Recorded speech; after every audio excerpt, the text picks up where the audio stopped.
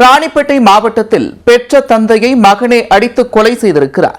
குடிபோதையில் தாயிடம் தகராறு செய்ததால் அரங்கேறிய சம்பவத்தில் நடந்தது என்ன?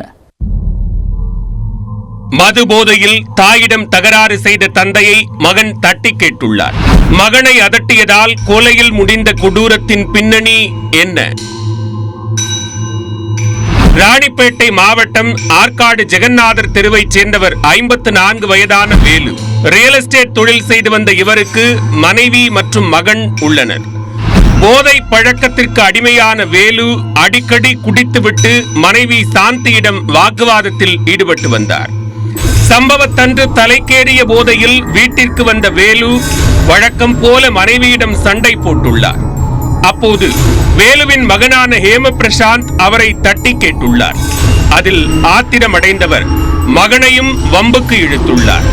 இதனால் பொறுமை இழந்த ஹேம பிரசாந்த் வீட்டில் கிடந்த மூங்கில் கொம்பை எடுத்து தந்தையின் முதுகில் பலமாக தாக்கியுள்ளார்.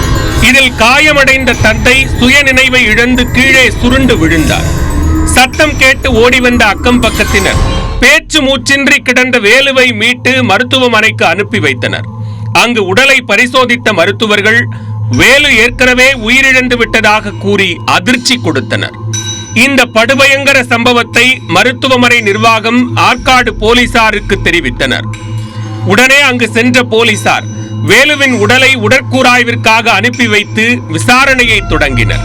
இதனையடுத்து சம்பவம் தொடர்பாக வழக்கு பதிவு செய்த போலீசார் ஹேம பிரசாந்தை கைது செய்தனர்.